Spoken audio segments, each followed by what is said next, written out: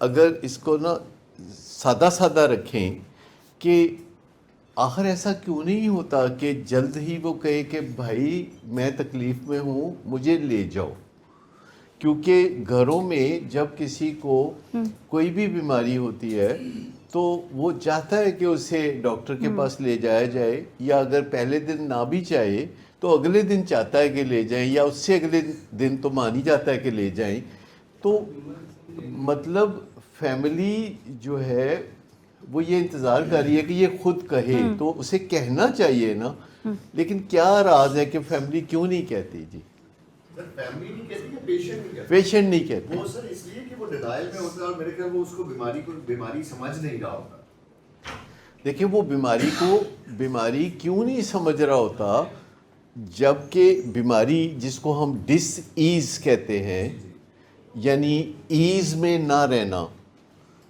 ڈس as کا مطلب ہے کمفرٹ میں نہ رہنا, ڈسکمفرٹ میں چلے جانا. جب وہ ڈسکمفرٹ میں جاتا ہے تو وہ فیملی کو کیوں نہیں کہتا کہ مجھے ڈسکمفرٹ ہے, مجھے ڈس ایز ہے, مجھے آسانی نہیں, مشکل میں پڑ گیا ہوں, تو وہ کیوں نہیں پھر کہتا مجھے لے جاؤ. وہ ایک سائڈ پہ انجوائے بھی تو کر رہا ہوتا ہے نا. ایک سائڈ پہ وہ اس کے پاس ایک ایسی چیز ہوتی ہے جادو کی کہ جس کو وہ جب چاہے لے کے تو فوری طور پر وہ ڈس ایز کو مٹا دیتا ہے. انیبل فیملی اس وجہ سے نہیں کرتی آلویز کہ وہ ڈرتی ہے. انیبل کرنے کا مطلب ہے کہ جب پیشنٹ کو کوئی بیماری کی وجہ سے مشکل پیش آتی ہے تو وہ مشکل کو حل کر دیتی ہے. یعنی جو مشکل بیماری کی وجہ سے پیش آتی ہے تو فیملی اس مشکل کو دور کر دیتی ہے, اور فیملی اس مشکل کو دور کرتے ہوئے توقع رکھتی ہے کہ اب یہ نشہ چھوڑ دے گا, یہ نہیں کہ علاج میں چلا جائے گا. فیملی کو لگتا ہے کہ اگر ہم اس کی مشکلات دور کریں اور اس کو کلین سلیٹ دے دیں تو یہ نشہ چھوڑ دے گا, اگر ہم اس کی کوئی باتیں مان لیں تو یہ نشہ چھوڑ دے گا. لیکن ایسا ہوتا نہیں تو فیملی کو پھر غصہ آتا ہے. تو وہ کہتا اس لیے نہیں ہے کہ بیماری کی وجہ سے جو مشکلات اس پہ آتی ہیں, فیملی ان میں سے کافی ساری مشکلات کو فوری طور پر اپنے اوپر لے کے تو حل کر دیتی ہے. مثال کے طور پر اگر وہ پولیس میں پھنس گیا ہے تو فیملی فوراً چھڑا دے گی, یا اس کو کوئی مالی دشواریاں ہیں تو وہ پوری کر دیں گے اس کی مالی دشواریوں کو. اور اس کے بعد فیملی توقع رکھتی ہے کہ اب وہ نشہ چھوڑ دے گا, اور جب وہ نشہ نہیں چھوڑتا تو فیملی پھر غصے میں آ جاتی ہے. اچھا, غصے میں آ کے کیا کرتی ہے فیملی؟ غصے میں آ کے پرووک کرتی ہے, جس کا مطلب ہے کہ برا بھلا کہتی ہے, کسی نہ کسی طرح اس کو مذاق کرنا, اس کو کوئی مشکلات میں خود ڈال دینا. فیملی بعض اوقات اس کو خود بھی مشکلات میں ڈال دیتی ہے. بعض اوقات تو فیملی جو ہے اپنے کسی دوست پولیس والے کو بلا کے اس کو دھمکیاں بھی دلوا دیتی ہے. بعض اوقات فیملی اس کو کسی نہ کسی جعلی کیس میں جیل بھی پہنچا دیتی ہے. وہ مہینہ 2 مہینے چھوٹا موٹا وہ اس کو وہ تجربہ بھی کراتی ہے, جس سے کہ پیشنٹ کے اندر یہ تاثر آتا ہے کہ انہوں نے مجھے تکلیف پہنچائی ہے جان بوجھ کے. اچھا, ایک طرف فیملی اس کی بیماری کی تکلیفوں کو اپنے سر پہ لے رہی ہوتی ہے, دوسری طرف اس کو جان بوجھ کے تکلیف بھی پہنچا رہی ہوتی ہے. تو اس میں انیبلنگ اور پرووکنگ میں مریض کا نشے کی بیماری کا سلسلہ چلتا رہتا ہے, اور اس کے پاس بہرحال ایک ٹرمپ کارڈ موجود ہوتا ہے. وہ ٹرمپ کارڈ کیا ہے؟ جسے نشہ کہتے ہیں. اور کسی ٹائم پہ بھی اس کو جو بھی تکلیف ہوتی ہے, جسمانی یا نفسیاتی یا معاشرتی یا بدنامی کا ڈر, جو بھی اس کو تکلیف ہوتی ہے, نشہ کرتے ہی امیڈیٹ افیکٹ کیا ہوتا ہے؟ ریلیکس ہو جاتا ہے. نشہ کرنے کے تھوڑی دیر بعد کیا ہوتا ہے؟ نشہ کرنے کے امیڈیٹ بعد تو اس کو ریلیف ملتا ہے, تو نشہ کرنے کے 2 گھنٹے کے بعد وہ ڈرنک ہو جاتا ہے, یا اس کا ذہن کام نہیں کرتا, اس سے چلا نہیں جاتا, اس سے سنا نہیں جاتا, اس سے دیکھا نہیں جاتا, تو پھر وہ اپسیٹ سا ہو کے نظر آتا ہے گھر والوں کو. لیکن اس ڈرنکننس میں یا اپسیٹ ہونے میں اس کو کچھ سمجھ نہیں لگ رہی ہوتی کہ اس کی زندگی میں کیا چل رہا ہے. کم از کم وہ نم ہو جاتا ہے. نم سمجھتے ہیں آپ کیا؟ سن ہو جاتا ہے کہ اس کو اپنی تکلیف جو ہے وہ محسوس نہیں ہوتی. وہ ایسے ہی ہے جیسے فروزن ہو جاتا ہے. وہ اس کو انگزائٹی بھی فیل نہیں ہوتی, اس کو کوئی ڈر بھی نہیں محسوس ہوتا. وہ جذباتی طور پر فروزن ہو جاتا ہے جب تک کہ وہ جسم کے اندر نشہ اور اس کی ٹاکسنز موجود ہیں. جو اہل خانہ ہیں وہ ان کی یہ توقع کہ یہ خود کہے گا عام طور پر پوری نہیں ہوتی. دنیا بھر میں یہ ایک بہت بڑا مسئلہ سمجھا جاتا ہے, اور اس کا حل امریکہ میں جو انہوں نے نکالا ہے وہ ہے family intervention. Family intervention family کی ایک ایسی مداخلت ہے جس میں وہ مریض سے باتیں کرتے ہیں ریگولر بنیادوں پر, جس کے نتیجے میں وہ کہتا ہے کہ مجھے علاج میں لے جائیں. یہ جو فیملی انٹرونشن ہے یہ ایک بہت سنجیدہ انٹلیکچوئل ایکسرسائز ہے. یہ کام بڑا محنت مانگتا ہے, ہارڈ ورک اور سمارٹ ورک مانگتا ہے, جس میں جو انٹرونشنسٹس ہیں وہ فیملی کو سکھاتے ہیں کہ پیشنٹ کے ساتھ بات کیسے کرنی ہے. اب آپ کہیں گے کہ یہ کون سا مشکل کام ہے یہ سیکھنا کہ پیشنٹ کے ساتھ بات کیسے کرنی ہے, لیکن اس کے لیے ایک بہت سنجیدہ پروٹوکول ہے, ایک بہت سنجیدہ تعلیم ہے, جس میں سب سے پہلی ضرورت یہ ہے کہ پیشنٹ اور فیملی کے درمیان جو تصادم ہے, جو لڑائی جھگڑا ہے, وہ ختم ہو جائے. کہ بات ہو تو ٹھنڈے طریقے سے ہو, اور اگر گرما گرمی شروع ہو تو بات چیت کو ختم کر دیا جائے. انٹرونشن کے دو حصے ہیں. پہلا حصہ ہے جسے ہم پروسیس انٹرونشن کہتے ہیں. پروسیس کا مطلب ہے کہ یہ طریقہ کار کو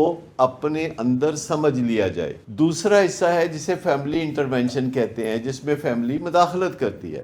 تو پہلا حصہ اور دوسرا حصہ کر کے تو امریکہ میں کافی یہ رواج ہے کہ مریض کہتا ہے جی مجھے لے جائیں علاج کے لیے. لیکن جو تیسرا طریقہ ہے جسے کرائسس انٹرونشن کہتے ہیں, اب امریکہ میں وہ بھی رائج ہو گیا ہے. تیسرا طریقہ جسے کرائسس انٹرونشن کہتے ہیں, آخر کار 1 سال پہلے انہوں نے کچھ اداروں کو یہ لائسنس دینے شروع کیے ہیں. اگر مریض نے اپنی اور اپنے گھر والوں کی زندگی کو خراب کر کے رکھا ہوا ہے تو وہ اداروں کو لوگ کانٹیکٹ کرتے ہیں. جو ادارے لائسنس یافتہ ہوتے ہیں صرف اس کام کے لیے کہ مریض کو اس کے گھر سے ریہیبلیٹیشن سینٹر شفٹ کرنا ہے, ان کا علاج سے کوئی لینا دینا نہیں ہے. یعنی آپ سمجھیں یہ کہ وہ ادارے جو کہ بہت تھوڑے ہیں, امریکہ میں ایسے ادارے 8-10 ہیں اتنے بڑے امریکہ میں, لیکن وہ پورے امریکہ میں یہ کام کرتے ہیں کہ کسی بھی پیشنٹ کو اس کی مرضی کے خلاف اس کے گھر سے اس کے گھر والوں کی ریکویسٹ پہ فارمیلٹیز پوری کر کے وہ کسی ریہیب سینٹر میں پہنچا دیتے ہیں. یہ جو ادارے ہیں جو بڑے محدود ہیں, اور یہ ادارے صرف اس چیز کا لائسنس رکھتے ہیں کہ مریض کو انہوں نے ادھر شفٹ کرنا ہے. اس کے بعد علاج معالجے سے ان کا تعلق ختم ہو جاتا ہے. اور ایسے کوئی 1-2 پیشنٹس کے ساتھ جو کرائسس انٹرونشن ہوا, اس کی والدہ نے مجھے بیان کیا, اور میں چاہوں گا کہ اس کی والدہ کی کوئی ریکارڈنگ ان کی اجازت سے آپ کو سناؤں کہ وہ کیسے ہوا. اور میں بڑا حیران ہوا کہ وہ کتنا کروڈ تھا. امریکہ میں آہستہ آہستہ جو قوانین ہیں ان کو امینڈ کیا جا رہا ہے نشے کی بیماری کے حوالے سے. اس میں ایک قانون انہوں نے یہ بھی پہلے سے بنا رکھا ہے کہ اگر کسی مریض سے کوئی جرم سرزد ہو جاتا ہے تو وہ اس کو آپشن دیتے ہیں کہ تم یا تو اس کی سزا کاٹ لو یا علاج میں چلے جاؤ. اسی طریقے سے اگر کوئی فیملی ممبر نشے کی بیماری میں اپنے لیے اور گھر والوں کے لیے مشکلات پیدا کرتا ہے تو وہ اس ادارے سے رجوع کرتے ہیں جن کے پاس لائسنس ہوتا ہے, جو پہلے پتہ چلاتے ہیں کہ کیا واقعی اس نے تنگ کر رکھا ہے, کیا واقعی گھر والوں کی زندگی عذاب ہے, اور پھر وہ اپنی انویسٹیگیشنز کر کے تو گھر والوں کی مدد کرتے ہیں اور وہ ایک شارٹ ٹرم اسائنمنٹ لیتے ہیں. ان کا ایک طریقہ کار یہ بھی ہے کہ وہ لمبا بھی فاصلہ ہو تو بائی روڈ ہی ٹریول کرتے ہیں. 20 گھنٹے 22 گھنٹے 26 گھنٹے وہ بائی روڈ ٹریول کرتے ہیں اور یہ اسائنمنٹ کے اس فیملی ممبر کو گھر سے وہاں شفٹ کر دیتے ہیں. پرابلم یہ ہے کہ جو علاج ہے وہ سائنسدان تجویز کرتے ہیں پر اجازتیں قانون دیتا ہے. اس چیز کو ذرا تھوڑا سا آپ سمجھ لیں کہ امریکہ میں جو بہترین علاج اور سلوشنز ہیں وہ سائنسدان تجویز کرتے ہیں اور ان علاجوں پر عمل کیسے کرنا ہے یہ پارلیمنٹیرینز اور قانون بنانے والے ادارے کرتے ہیں. سائنسدان جو ہے وہ سلوشنز مہیا کرتے ہیں. ان سلوشنز کو کیسے امپلیمنٹ کرنا ہے یہ پارلیمنٹیرینز کرتے ہیں, قانون ساز ادارے کرتے ہیں. اور پارلیمنٹیرینز اور قانون ساز ادارے جو ہوتے ہیں وہ اپنی طاقت یا تو بیوروکریسی سے ڈرا کرتے ہیں یا عوام کے ووٹ سے. لہٰذا ابھی بھی علاج معالجے کے جو قوانین ہیں وہ سائنسدانوں کے سلوشنز کے لیے مشکلات پیدا کرتے ہیں. ہمارے ملک میں بھی کئی قانون بیک وقت لاگو ہیں. مثلا سائیکیٹرک النیسز کا علاج یا نشے کی بیماری کا علاج, اس میں ایک 1912 کا قانون ہے وہ بھی ابھی لاگو ہے, وہ ختم نہیں ہوا. اس کے بعد 5 مختلف موقعوں پر قوانین بنائے گئے وہ بھی لاگو ہیں. نئے سے نئی چیزیں بھی آتی رہتی ہیں اور ہائی کورٹ کے جج یا سیشن کورٹ کے جج بھی اجازت دے سکتے ہیں. یعنی جو لیٹسٹ طریقہ ہے وہ یہ ہے کہ اگر کسی فیملی میں نشے کی بیماری کا مسئلہ ہے یا سائیکیٹرک النس کا مسئلہ ہے تو وہ سیشن جج کی عدالت میں جا کے تو اپنی فریاد رکھ سکتے ہیں کہ ہمیں علاج کی سہولت مریض کی مرضی کے بغیر. اور اس کی راہ میں رکاوٹ بھلا کیا ہوتی ہے؟ کوئی بھی فیملی اگر اس بیماری کے ہاتھوں بہت پریشان ہے اور ان کو پتہ ہے کہ ایک درخواست سیشن جج کو دینے سے اجازت مل جائے گی پر وہ نہیں دیتے درخواست, تو مجھے بتا سکتے ہیں بھلا اس کی وجہ کیا؟ شیم جو ہے بذات خود مشکلات پیدا کرتی ہے اور ساری مشکلات ہی شیم کی ہے. میں آپ کو بتاؤں کہ فیملی کے لیے جو اقدامات ہیں وہ اٹھائیں گی فیملی یا نہیں اٹھائیں گی یہ فیصلہ شیم کرتا ہے. شیم علاج کو گورن کرتا ہے اور شیم جب تک ہیل نہیں ہوگی تب تک کسی فیملی کا علاج زیادہ مؤثر بھی نہیں ہوتا. جی پہلے میں آپ کو بات بتاؤں کہ شیم جو ہے یہ کسی جگہ یعنی ایشیا میں یا یورپ میں یا امریکہ میں خاص نہیں ہے, یہ سب جگہ شیم کا معاملہ جو ہے سب جگہ ایک جیسا ہے. یہ جو گورے کالے کا یا پاکستانی یا انڈین یا امریکن کا ذہن میں آتا ہے کہ یہاں شیم زیادہ ہے, یہ انسانوں کے درمیان شیم کا مسئلہ قدرت نے ڈالا ہوا ہے. اس کا جو اوریجنل مقصد تھا شیم کا, جو اوریجنل مقصد تھا شیم کا وہ بھلا کیا تھا؟ تھوڑی سی چٹکی بھر شیم انسانوں کے اندر ڈالی گئی, دوسرے جانوروں کے اندر نہیں ڈالی گئی. تو آپ مجھے بتا سکتے ہیں کہ وہ جو چٹکی بھر شیم ہے جو کہ انسانوں کے اندر ڈالی گئی اس کا مقصد کیا تھا؟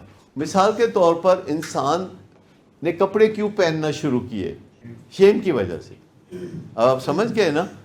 اچھا, تو یہ انسانوں نے جو اپنے آپ کو امپروو کیا, انسانوں نے جو اپنے آپ کو بہتر بنایا تو یہ شیم کی وجہ سے تھا. ان کو خیال آتا تھا کہ وہ بہتر نظر آ سکتے ہیں, بہتر کام کر سکتے ہیں, وہ ترقی کر سکتے ہیں, جبکہ دوسرے جانداروں میں کبھی ان کو کپڑے پہننے کا خیال نہیں آتا, ان کو اپنے آپ کو بہتر بنانے کا خیال نہیں آتا کیونکہ وہ اس لحاظ سے شیم سے محروم ہیں. اور انسان جن چیزوں کی شیم محسوس کرتا ہے جانور ان چیزوں کی شیم محسوس نہیں کرتے.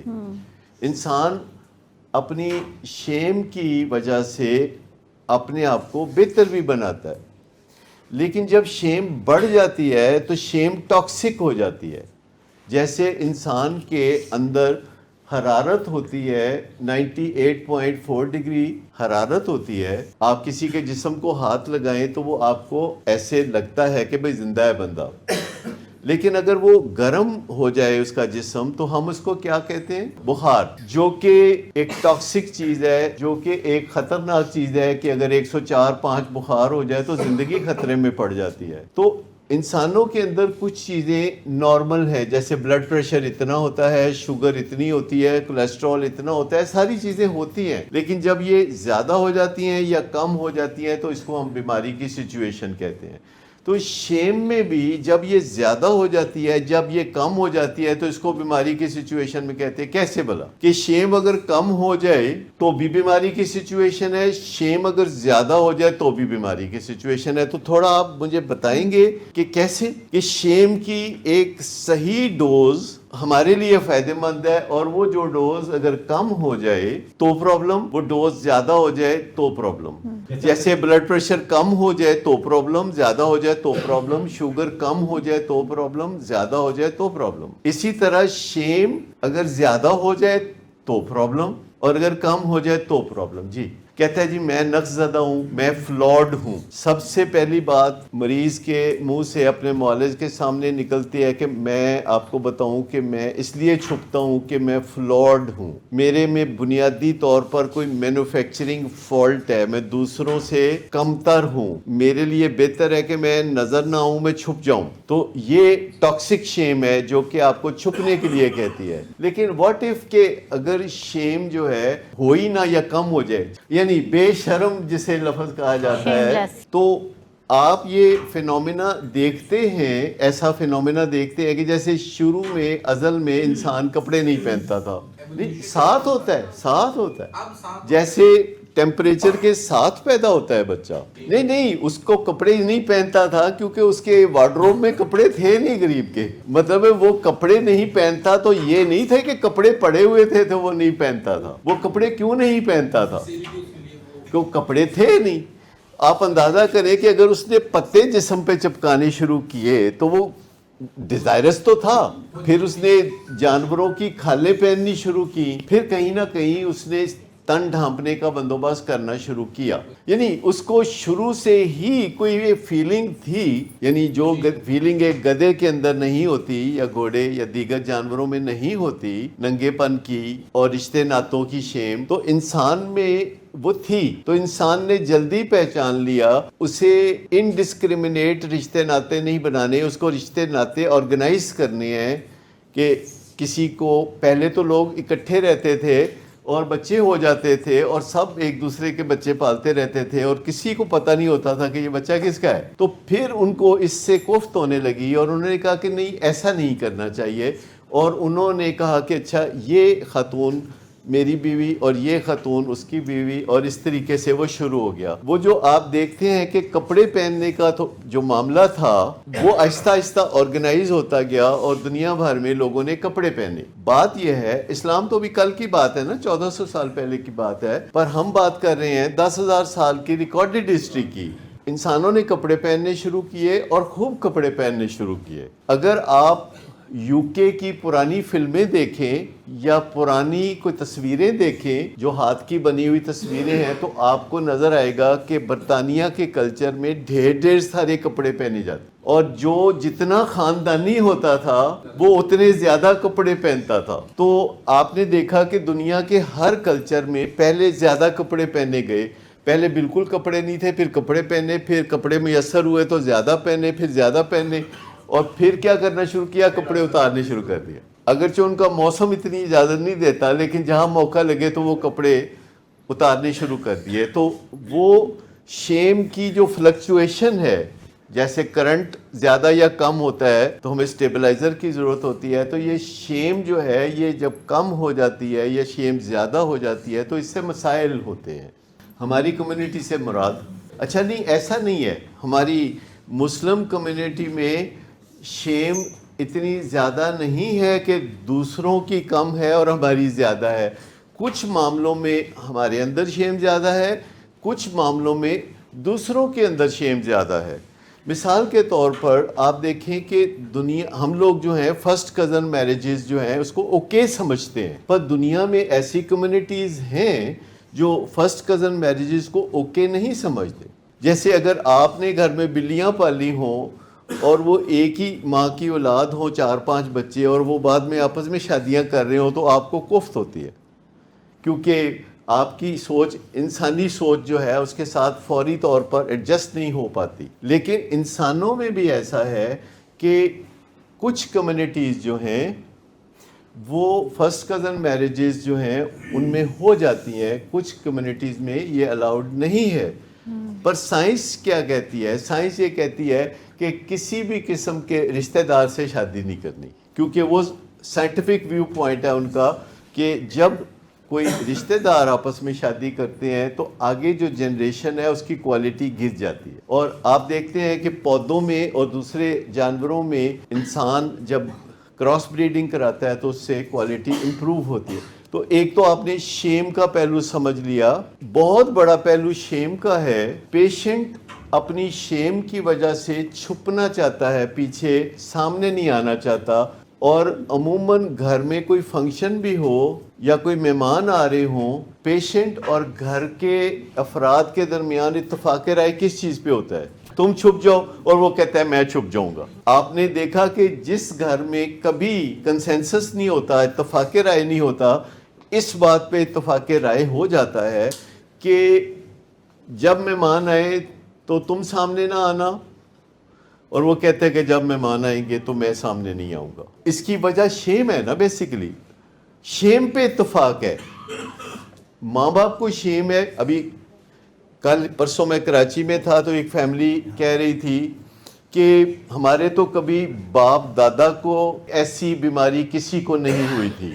میں کہا کیسی بیماری؟ مطلب وہ اسے بیماری بھی کہہ رہے تھے اور پھر ایسی بیماری کہہ رہے تھے. میں کہا ایسی بیماری سے آپ کی کیا مراد ہے؟ اب آپ مجھے بتائیں گے کہ ایسی بیماری سے ان کا مطلب کیا تھا. یعنی بیماری کو گھٹیا، اعلیٰ یا درمیانی یا اچھی یا بری یہ کہنا کوئی بنتا ہے؟ ڈس ایز تو ڈس ایز ہے.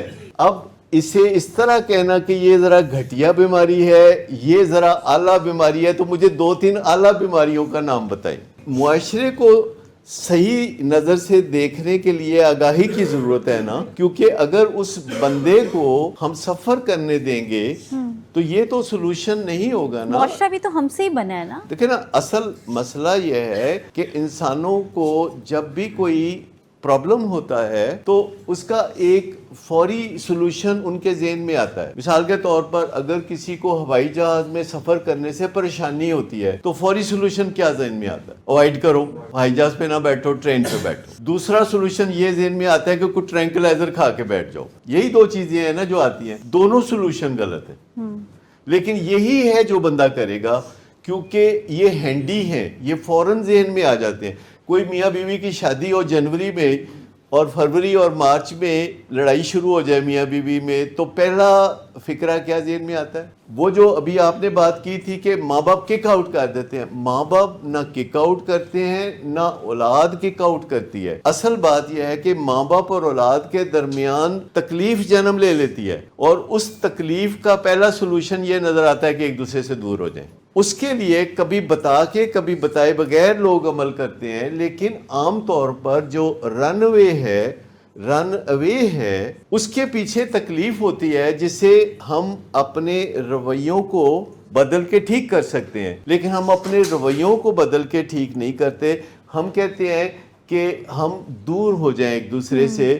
لوگ پاکستان سے باہر پڑھنے جاتے ہیں، اس کے پیچھے 80% وجہ تعلیم نہیں ہوتی. اس کے پیچھے 80% وجہ ہوتی ہے کہ ایک دوسرے سے کوئی تکلیف ہوتی ہے اور اس کو ایک شوگر کوٹ طریقے سے ڈیل کیا جاتا ہے. اسی طرح جیسے میں نے کہا کہ شادی ہوئی ہے، 2-3 مہینے میں مسائل ہو گئے، ساس بہو کے مسائل ہو گئے، میاں بیوی کے مسائل ہو گئے، جو سوچا تھا ویسے نہیں ہوا اور ایک دوسرے سے تکلیف پہنچ رہی ہے. تو پہلا حل یہ ہوتا ہے کہ میں آپ کے ساتھ نہیں بسنا چاہتی یا آپ چلے جاؤ میری زندگی سے نکل جاؤ. حالانکہ اصل مسئلہ یہ ہے کہ ان کے جو آپس کے رویے ہیں ان میں کہیں پرابلم ہے جن کو فگر آؤٹ کر کے ٹھیک کیا جا سکتا ہے. لیکن پہلا خیال جو ہوتا ہے جیسے زمین سے جو پہلا پانی نکلتا ہے وہ کھارا ہوتا ہے, تو ہم وہ کھارا پانی نہیں پیتے. آپ کو پتہ ہے پہلے لوگ کھارا پانی پیتے تھے, لیکن پھر لوگوں نے یہ دیکھا کہ جب وہ فردر ڈگ ڈاؤن کرتے ہیں تو میٹھا پانی آتا ہے, تو انہوں نے وہ کرنا شروع کر دیا. تو زندگی میں بھی جو پہلا ایک سلوشن ذہن میں آتا ہے اس کو ذرا چھوڑ دینا چاہیے. جیسے نشے کی بیماری میں پہلا سلوشن یہ نظر آتا ہے کہ بے عزتی کی جائے اس کی. اب یہ ایک بیماری ہے اور بے عزتی کرنے سے اس کا مسئلہ حل نہیں ہوگا, کیونکہ جس بندے کی بے عزتی کی جائے گی اس کا پہلے ہی موڈ خراب رہتا ہے, اس لیے تو وہ نشہ کرتا ہے. اب بے عزتی کرنے سے موڈ مزید خراب ہوگا یا نہیں ہوگا؟ اگر ہمارا کوئی فیملی ممبر ہے جو کہ نشہ کرتا ہے تو ہم سیفلی فرض کر سکتے ہیں کہ اس کو موڈ کا پرابلم ہے, اس کا موڈ ٹھیک نہیں ہے اور یہ موڈ ٹھیک کرنے کے لیے نشہ کرتا ہے. اب ایسا بندہ جس کا موڈ پہلے ہی خراب رہتا ہے, اس کا موڈ اور خراب کرنے سے وہ نشہ تو نہیں چھوڑے گا, وہ کچھ آپ کی کنٹریبیوشن ہوگی کہ کچھ اور نشہ کر لے گا. تو یہ تو اس کا حل نہ ہوا. لیکن جو دنگا فساد ہوتا ہے جس میں مریض کو سوٹ کرتا ہے کہ کوئی دنگا فساد کرنے سے ذرا ٹیرر اس کا پھیلے, گھر والوں کو سوٹ نہیں کرتا پر وہ اس میں شامل ہو جاتے ہیں. بہت ساری چیزیں ہیں جو گھر والے خود کہہ رہے ہوتے ہیں جو ٹھیک نہیں ہوتی. مثال کے طور پر پیشنٹ کہہ رہا ہے کہ میری زندگی بڑی خراب ہو گئی ہے نشے سے, تو گھر والے تسلی دے رہے ہوتے ہیں کہ نہیں نہیں ٹھیک ہو جائے گی, تم فکر نہ کرو, سوچا نہ کرو, تم پریشان نہ ہوا کرو.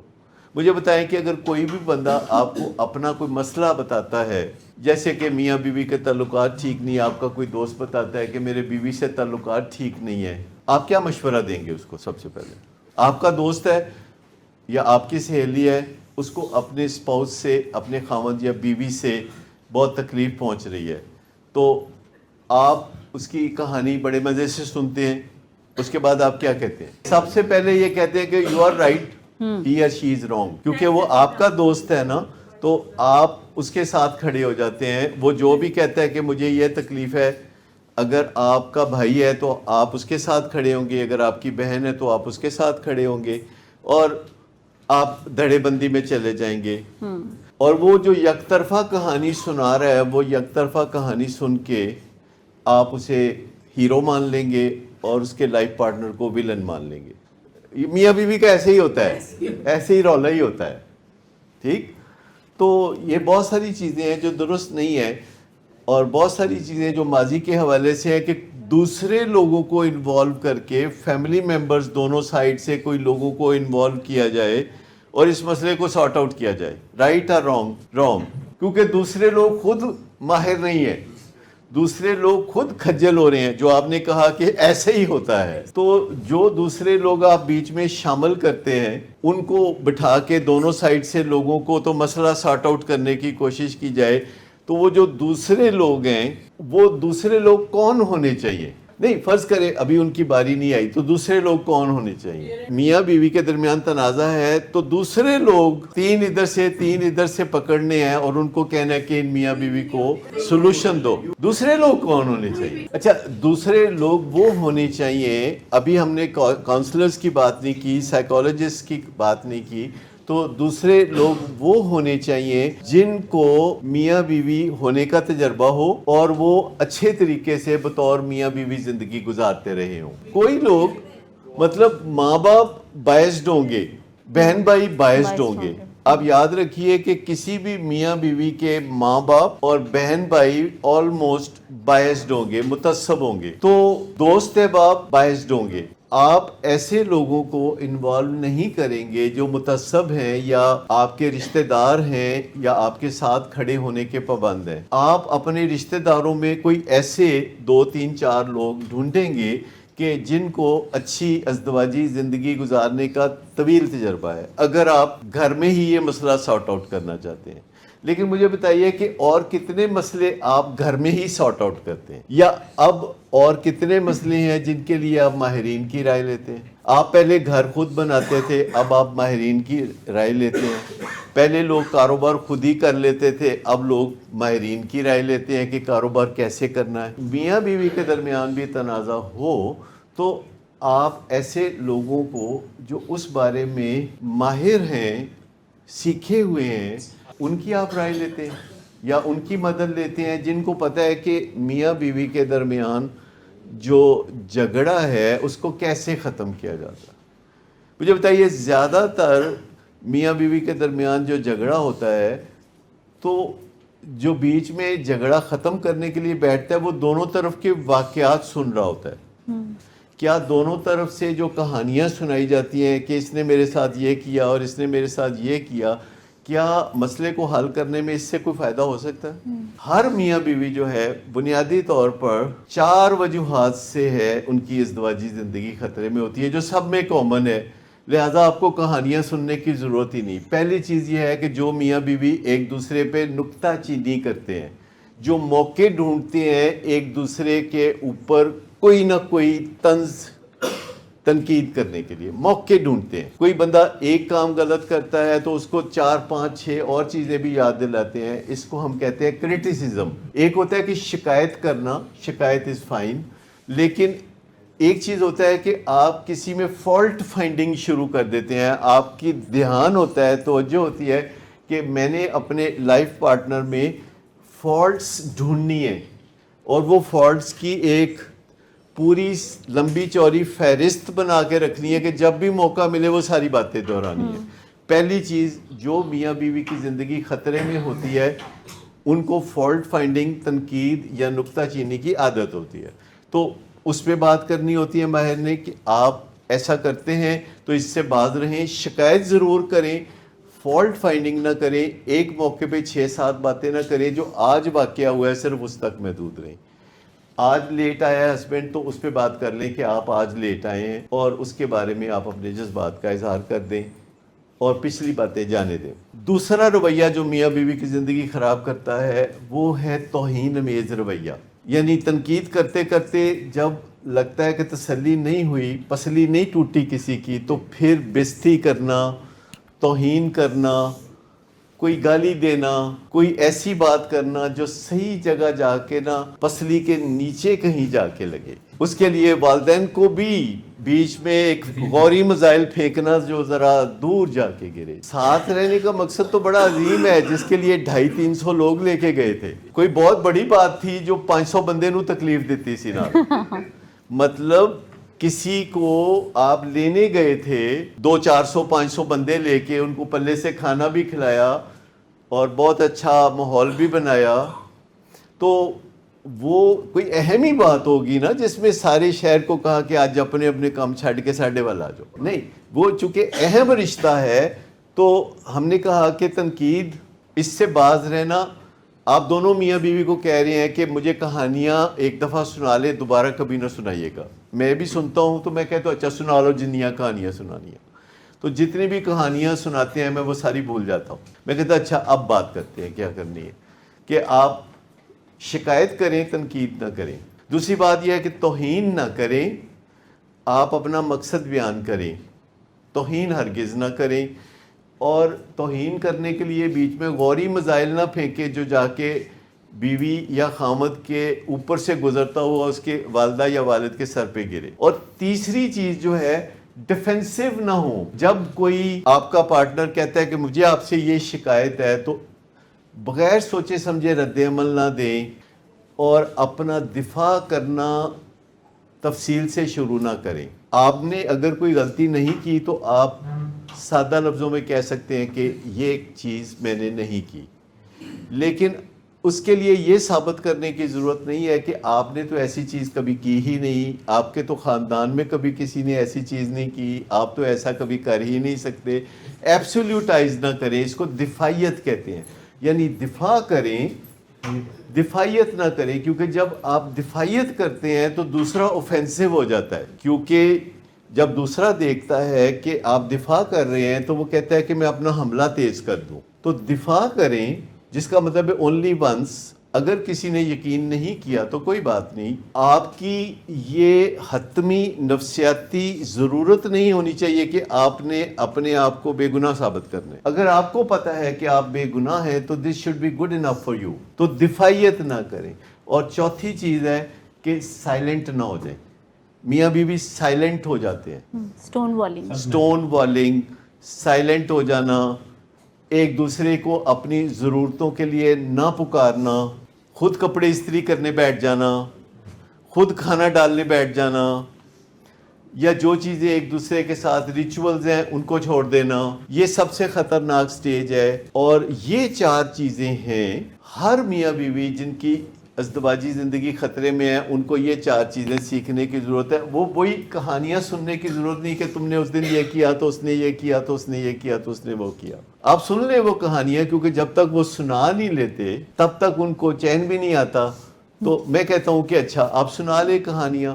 دوسری بات یہ ہے کہ جب آپ کہانی سنیں کسی پارٹنر سے تو دوسرا پارٹنر موجود ہونا چاہیے. آپ نے کبھی دیکھا کہ ہم لوگ ہمیشہ کہتے ہیں کہ جو بھی بات کرنی ہے کہ ذرا سامنے ہی کر لیں, لیکن جب فیملیز ہمارے پاس بیٹھتی ہیں اور جب سیشن ختم ہوتا ہے تو کچھ لوگ اٹھ کے جانے کی طرف ہوتے ہیں تو ایک بندہ پیچھے رک جاتا ہے. آپ کو پتا ہے وہ بندہ پیچھے کیوں رکتا ہے؟ تو ہم کہتے ہیں کہ جو سامنے نہیں بول سکتے وہ نہ ہی کرو, اس کو آپ صبر سے برداشت ہی کر لیں. جو سامنے نہیں بول سکتے, تو سامنے ہمیں تھوڑا بہت حیا ہوتی ہے, لیکن جب کوئی سامنے نہیں ہوتا تو پھر ہم بے لگام ہو جاتے ہیں. تو یہ 4 چیزیں ہیں سمپل سی, جو کہ ایک کتاب ہے. یہاں اکثر آپ دیکھتے ہیں قصہ چہار درویش عرف میاں بیوی لڑتے کیوں ہیں. تو وہ جو قصہ چہار درویش ہے, سٹون والنگ خاموشی, زہر آلود خاموشی, جس میں فضا میں زہر بھرا ہوتا ہے اور ایک دوسرے کی طرف منہ کیے بغیر کھانا ایسے پکڑا دینا, یہ قصہ چہار درویش عرف میاں بیوی لڑتے کیوں ہیں. اصل میں ایک قصہ چہار درویش تھا, آپ نے شاید سنا ہو. میر امن دہلوی ایک بڑے آتھر تھے, اور انگریزوں نے ایک کالج بنایا تھا.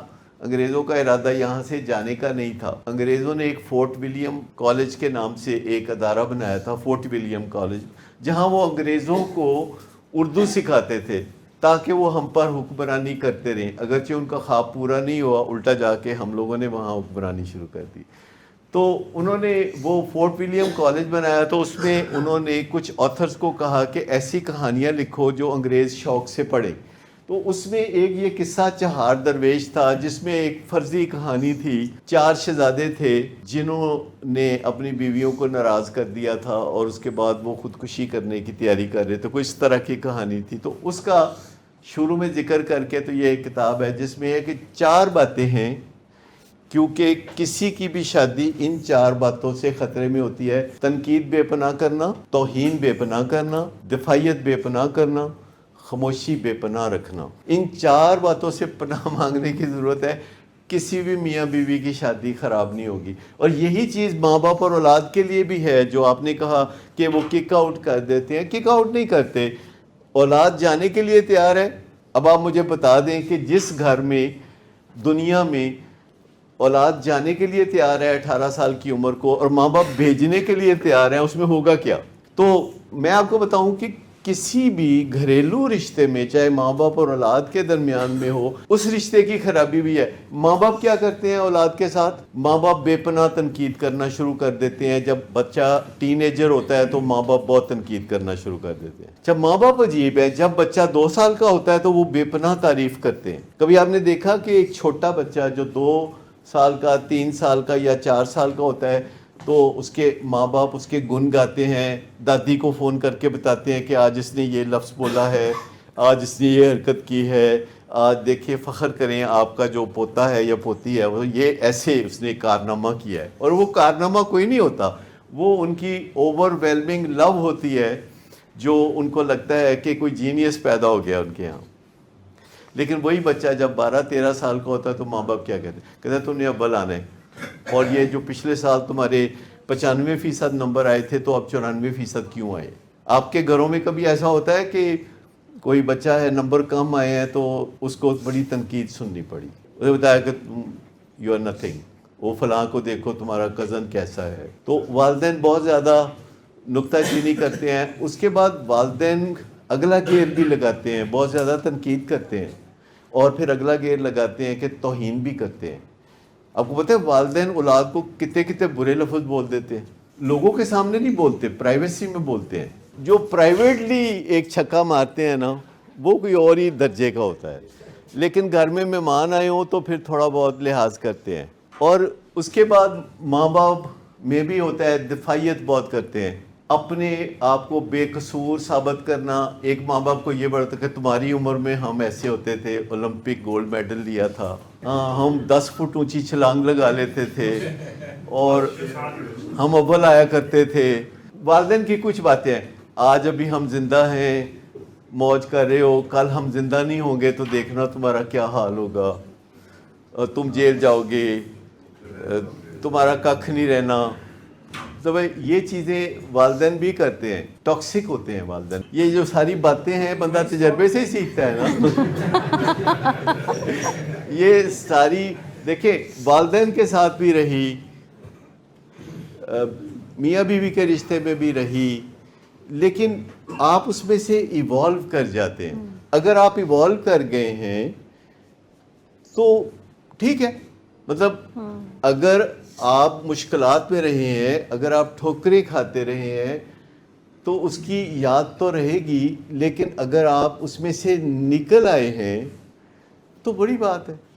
کیونکہ زندگی میں ہمیشہ بڑا ریگریٹ ہوتا ہے کہ یہ باتیں پہلے کیوں نہیں پتہ تھی. یہ ہوتا ہے ریگریٹ, یعنی جو طرز زندگی انسان آہستہ آہستہ سیکھتا ہے تو کہتا ہے یہ کتنا اچھا ہے, کاش یہ میں نے پہلے کیا ہوتا. سٹرگلز ہوتے ہیں ہر بندے کی زندگی میں.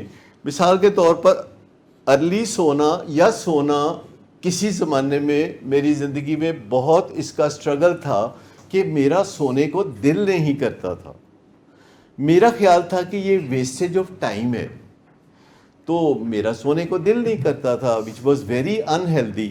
لیکن 15-20 سال سے آہستہ آہستہ میں نے اپنے آپ کو ٹیون کیا کہ نہیں, سونا جاگنا اس کی ایک ردم ہے, اور یہ اتنے بجے سونا اور اتنے بجے جاگنا اور نیند پوری کرنا از ویری امپورٹنٹ. اسی طرح واک ایکسرسائز کرنا, تقریباً 40 ایئرز پہلے میں نے 45 ایئرز پہلے تقریباً میں نے واک کرنا شروع کی, جو کبھی بھی کسی دن میں اس کو نہیں بھولتا. چاہے میں گھر پہ ہوں, باہر نہ جا سکتا ہوں موسمی خرابی کی وجہ سے, تو گھر میں واک کروں گا.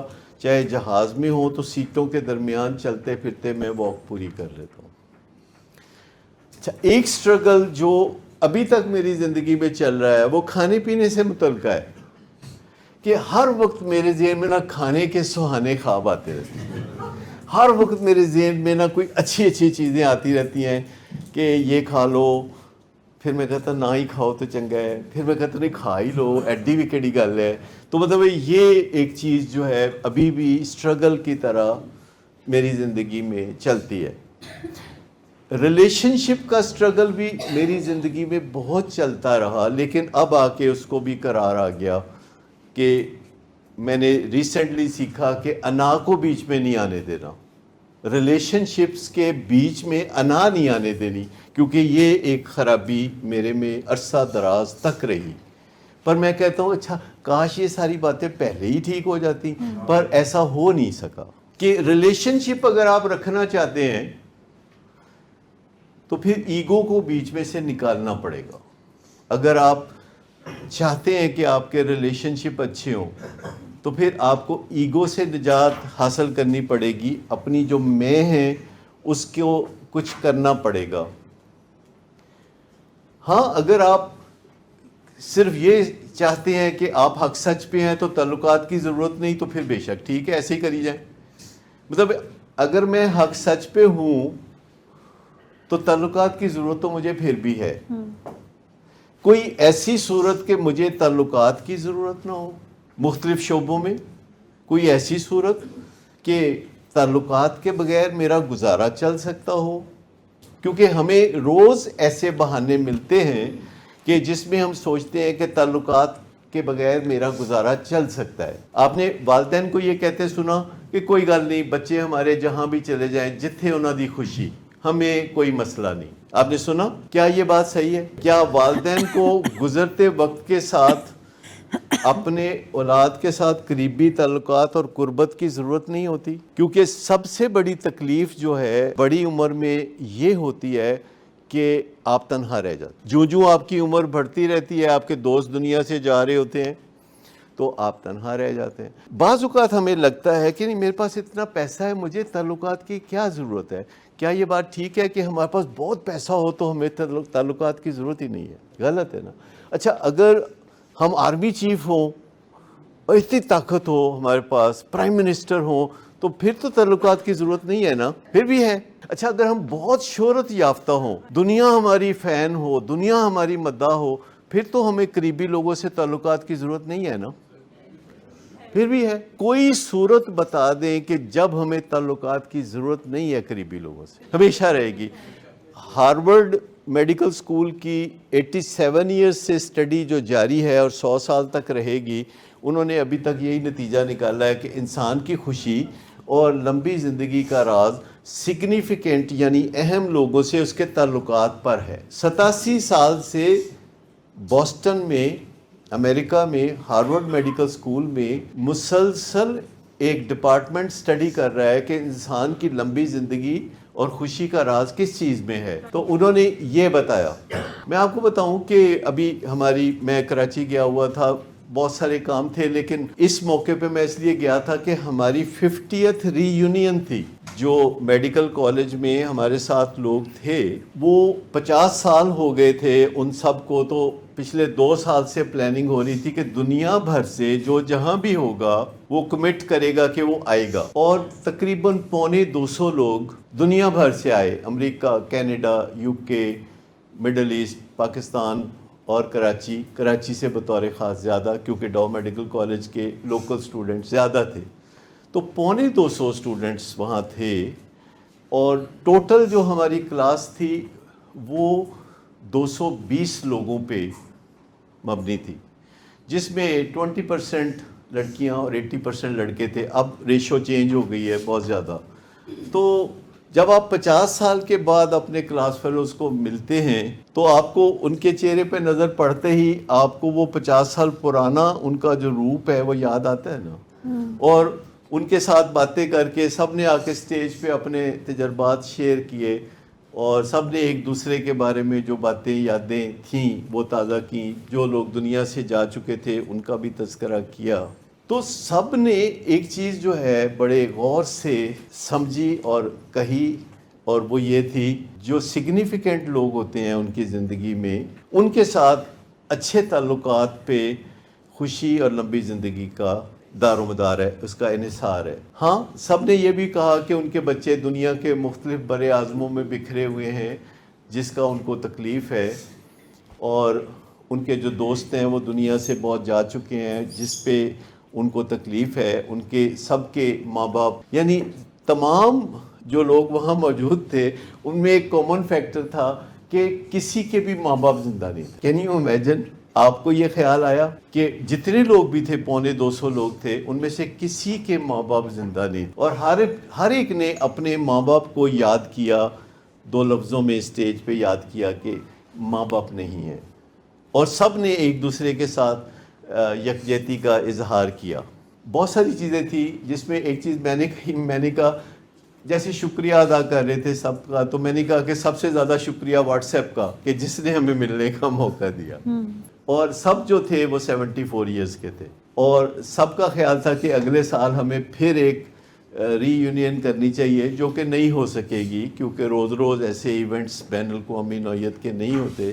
لیکن ان کا مطلب ہے کہ سب 75 سال کے ہو جائیں گے تو سب ایک دفعہ پھر ملیں گے، اور اس وقت سب کا جذبہ تھا کہ ضرور ملیں گے، لیکن پھر سب اپنی اپنی ڈائریکشن میں لوگ چلے جائیں گے، پھیل جائیں گے. لیکن میں آپ کو یہ کہنا چاہتا ہوں کہ کیا آپ کو پتہ ہے کہ آپ کے جو اہم لوگ ہیں، جو سگنیفیکنٹ لوگ ہیں، یعنی آپ کے بچے، آپ کے فیملی ممبر جو یہاں آتے ہیں، ان کے ساتھ آپ کے اچھے تعلقات آپ کی خوشی اور لمبی زندگی کے ضامن ہیں. تو کیا آپ اس چیز کو سمجھتے ہیں کہ آپ نے سب سے پہلے اپنے گھروں میں اچھے تعلقات کا رواج ڈالنا ہے؟ اگر آپ صرف اپنے گھر میں اچھے تعلقات کا رواج ڈالیں گے تو آپ کے گھر میں خوشی واپس آ جائے گی، اور اگر آپ اپنے گھر میں اچھے تعلقات کا رواج ڈالیں گے تو آپ کو اپنے مریض کو پش نہیں کرنا پڑے گا کہ تم علاج میں جاؤ، تم نشہ چھوڑو، تم نشہ کم کرو. وہ از خود ایسا سوچنے لگے گا کہ گھر کی خوشی کے لیے، گھر کے اطمینان کے لیے اور اپنی ذاتی خوشی اور اطمینان کے لیے مجھے علاج میں جانا چاہیے، کیونکہ میری بیماری سے نہ صرف مجھے تکلیف ہوتی ہے بلکہ گھر والوں کو بھی ہوتی ہے. اصل مسئلہ جو آپ کو یہاں آتے ہی حل کرنا چاہیے آپس میں، وہ نشہ نہیں ہے، وہ تصادم ہے.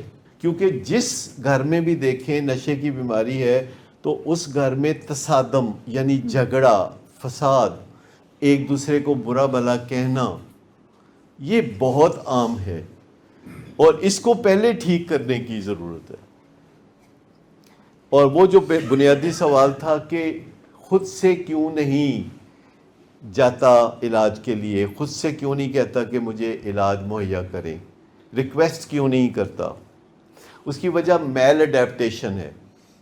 میل اڈیپٹیشن یعنی ہم عادی ہو جاتے ہیں ان چیزوں کے جو تکلیف دہ ہوتی ہیں، تو ہم ان کے عادی ہو جاتے ہیں. نشے کی بیماری سے جو تکلیفیں گھر میں جنم لیتی ہیں، ہم ان کے ساتھ نباہ کرنا سیکھ لیتے ہیں، ہم ان سے دوستی کر لیتے ہیں، ہم عادی ہو جاتے ہیں. اور یہ جو میل اڈیپٹیشن سنڈروم ہے، اس کو ہم کو ڈیپینڈنس کہتے ہیں. کو ڈیپینڈنس میں لو ہیٹ کا ماحول چل رہا ہوتا ہے کہ صبح محبت ہے تو شام کو غصہ ہے، پیر کو محبت ہے تو بدھ کو غصہ ہے. یہ جو بیماری ہے جو فیملی ممبرز کو ہو جاتی ہے جب گھر میں کوئی نشہ کرتا ہے، تو جو فیملی ممبرز ہیں ان کو بھی ایک جینون بیماری ہو جاتی ہے جس کو کو ڈیپینڈنس کہتے ہیں. لیکن عام طور پر جب ہم گھر والوں کو کہتے ہیں کہ آپ بھی مدد لے لیجئے، آپ کا بچہ تو ہمارے پاس ہے، اسی بہانے آپ بھی مدد لے لیجئے، تو آپ کو پتہ ہے کہ وہ کیا چاہتے ہیں؟ وہ کیا چاہتے ہیں؟ کہتے نہیں سانو چھڈو، ہمیں کوئی مسئلہ نہیں، یہ ٹھیک ہوگا تو ہم خود ہی ٹھیک ہو جائیں گے. لیکن میں آپ کو بتاؤں کہ سائنس کہتی ہے کہ اگر آپ کا مریض نشہ چھوڑ کے صحت مند زندگی بھی گزارنا شروع کر دے گا تو آپ کو کوئی فرق نہیں پڑے گا. کیا آپ مانتے ہیں اس بات کو؟ یعنی اگر آپ کا مریض نشہ چھوڑ کے اچھی زندگی گزارنا شروع کر دے، اگر آپ کو ڈیپینڈنس میں ہیں، اگر آپ روگی ہو چکے ہیں، تو آپ کو کوئی فرق نہیں پڑے گا اس کے صحت یاب اور اچھا ہونے سے. میں کل ہی ایک فادر کو ملا جن کے 2 بیٹے ہمارے زیر علاج رہے اور صحت مند ہیں، پر فادر جیسے اس دوران تھے، اپنے دونوں بیٹوں کے علاج کے دوران جیسے تھے، ویسے ہی اس سے زیادہ بیمار مجھے کل وہ ملے. پہلے فرق صرف یہ ہے کہ ان کو بھی سٹینٹ نہیں پڑے تھے، ابھی ان کو پینک اٹیک نہیں ہوتے تھے، اب ان کے چہرے پہ اداسی تھی اور پینک اٹیک ہوتے تھے، اور 3 سٹینٹ پڑ چکے کیونکہ انہوں نے اپنی پرسنل ریکوری کو بر وقت جو ہے توجہ نہیں دی. تو اب ان کو خیال آیا کہ وہ جو ڈاکٹر صاحب آپ نیچے سیشن میں کہا کرتے تھے کہ اپنا کچھ کر لو، تو میں آج آپ کے پاس اپنے لیے آیا ہوں. بھلے آدمی تھے، بہت بھلے آدمی. میں یوں کہہ سکتا ہوں کہ وہ کہہ رہے تھے کہ میرے ساتھ بڑی بڑی زیادتیاں کی رشتہ داروں نے، پر میں نے سب کو معاف کر دیا. تو ہم عام طور پر ایسے لوگوں کو بھلا آدمی کہتے ہیں. یہ جو بھلے آدمی ہوتے ہیں، یہ جو کر رہے ہوتے ہیں، ٹھیک کر رہے ہوتے ہیں. یعنی اپنا جو دکھ ہے یا اپنا جو رنج ہے وہ بیان کرنا چاہیے. اگر کسی فیملی ممبر سے یا رشتہ دار سے کوئی زیادتی ہوتی ہے تو آپ کو بتا دینا چاہیے کہ آپ نے یہ زیادتی کی، مجھے اس کا دکھ ہے. دنگا فساد کرنے کے لیے میں نہیں کہہ رہا، لیکن اتنے عظیم انسان بننے کی کوشش نہ کریں. یہ جو شہید وفا ہے نا، وہ بننے کی کوشش نہ کریں. وہ وفا کے پتلے، وہ قربانی کی باتیں یہ نہ کریں، کیونکہ ہم جو فانی انسان ہیں عظیم بنتے بنتے بعض اوقات ریزہ ریزہ ہو جاتے ہیں. تو میں نے ان کو بتایا, میں نے کہا ایک تو یہ جو ہے نا آپ یہ اتار دیں, یہ جو ہیولہ آپ نے پیدا کیا ہوا ہے کہ آپ نے عظمت کو چھونا ہے, آپ نے آسمان کو چھونا ہے, اور یہ جو آپ برداشت کرتے ہیں اور اپنا دکھ بیان نہیں کرتے, یہ آپ برداشت کرنے کی بجائے بتانا شروع کر دیں.